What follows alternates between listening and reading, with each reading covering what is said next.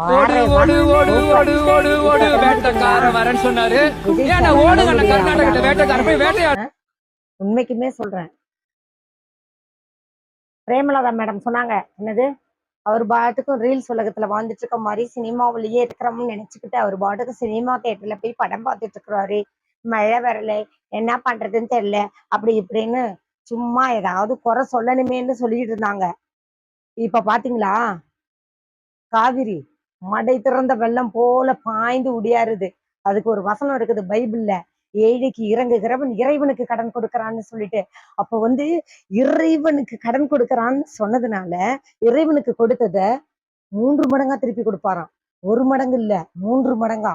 ஏழைக்கு யாரெல்லாம் இறங்குறாங்களோ, ஏழைக்கு யாரெல்லாம் உதவி செய்யறாங்களோ அவங்களுக்கெல்லாம் அவங்க இறை உம் உதவி செய்யறவங்க இறைவனுக்கே கடன் கொடுக்குறாங்களாம். எப்படி? இறைவன் தான் எல்லாத்துக்கும் படி இழக்கிறவரு, அவருக்கே கடன் கொடுக்குறாங்களாம். அவருக்கே கடன் கொடுத்தா எப்படி திருப்பி தருவாரு? 3 தனையா கொடுப்பாராம். ரெட்டத்தனையா இல்ல, 3 தனையா கொடுப்பாராம். அப்படி கொடுக்கறதுனாலதான் இவரு உடனே வர மனுக்களை உடனே உடனே சடன்லி சடன்லி சடன்லி சடன்லி எடுத்து நடத்துறதுனாலதான், பட்ட பட்டன்னு முடிச்சுறதுனாலதான் இறைவனுக்கு மிக சந்தோஷம். நீ ஏன் இப்ப காவிரிய போய் கேட்டுக்கிட்டு கெஞ்சிக்கிட்டு இருக்கணும்? அங்கெல்லாம் போகாத, நான் வர வைக்கிறேன் உன்கிட்ட, உன்னை தேடி வர வைக்கிறேன்னு சொல்லிட்டு அற்புதமா செஞ்சிருக்கிறாரு பாருங்க. என்ன கட கட கட கடன்னு தமிழ்நாட்டுக்கு சிரிச்சுக்கிட்டு முடியாருது. ஐயோ, இதை பார்க்க எனக்கு ரொம்ப சந்தோஷமா இருக்குது. என்னால முடியல, எனக்கு அப்படியே சிலுத்து போகுது பாருங்க, கையெல்லாம் சிலுத்து போகுது. உம் அப்ப எப்படி இருக்குது பாருங்க. உண்மைக்குமே சொல்றேன், அழகான தலைவனை உட்கார வச்சிருக்கிறாரு.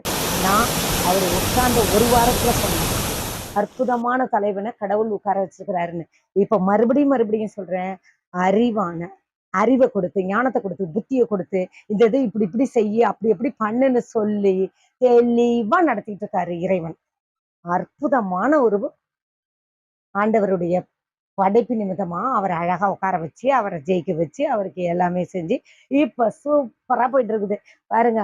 ஒண்ணு ஒண்ணும் பக்காவா நடந்துட்டு இருக்குது. இவங்க எல்லாம் அங்கங்க போய் பார்த்தோம், கேட்டு ஒண்ணும் முடியலன்னு சொல்லிட்டு திரும்பி வந்திருக்கிறாங்க. இன்ன வரைக்கும் யாருக்கு இப்படி நடந்திருக்குது? ஓடுடா ஓடுடான்னு சொல்லிட்டு விஜயகாந்த் சாரை மடிக்கிறனால யாருமே திருப்பி திட்ட மாட்டாங்கன்ட்டு ஓவராலாம் பேசக்கூடாது. விஜயகாந்த் சாருக்கு கொடுக்குற மரியாதையை தான் விஜயகாந்த் சாருடைய பிள்ளைகளுக்கும் நாங்க கொடுக்குறோம், உலக மக்கள் அனைவருமே.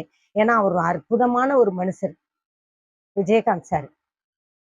ஆனா வாடா போடான்னு சிஎம் சார் எல்லாம் பேசினா அவ்வளவுதான், ஜனங்க எல்லாம் சும்மா எல்லாம் இருக்க மாட்டாங்க, வாயை உடைச்சிருவாங்க. என்ன, சும்மா உங்க வேலைங்களை பார்த்துட்டு இருங்க.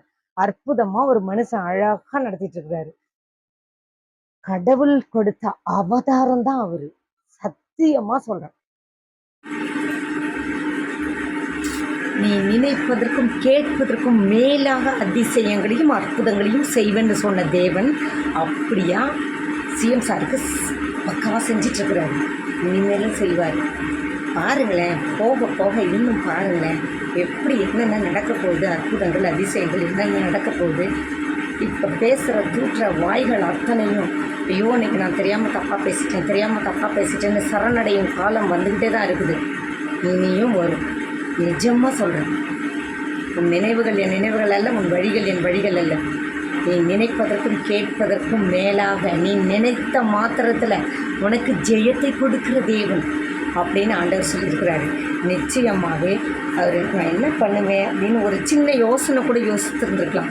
ஆனால் யோசித்தப்போ கூட அவர் சடன்லி நீ யோசிக்காத, நீ ரொம்ப கஷ்டப்படாத, நீ அதுக்காக ஸ்ட்ரெயின் பண்ணிக்காத, நான் பார்த்துக்கிறேன், என்கிட்ட விட்டுரு, உன் கவலைகளை எல்லாம் என்னிடத்தில் சொல்லு, நான் உனக்கு நீ செய்ய வேண்டிய காரியத்தை நான் உனக்கு வாய்க்க செய்வேன்னு சொல்லியிருக்கிறாரு. ஆண்டவர் சும்மா இல்லைங்க, ஆண்டவர் அவர் ஒரு மனுஷனை நினச்சிட்டாருன்னா நினச்சிருக்கான். இவ்வளவு நாள் விஜய் சார் தனிமையாக இருக்கிறோம், ஒதுக்கப்பட்டோம், நிராகரிக்கப்பட்டோம் அப்படின்னு சொல்லிட்டு இன்னமும் சில சைத்தானுங்க எகிரிக்கிட்டு வந்துக்கிட்டு தான் இருக்குது. பொறாமையில் என்ன பண்ணுறது? நல்லவங்களை மட்டும்தாங்க சோதனைகள் அதிகம் வரும்.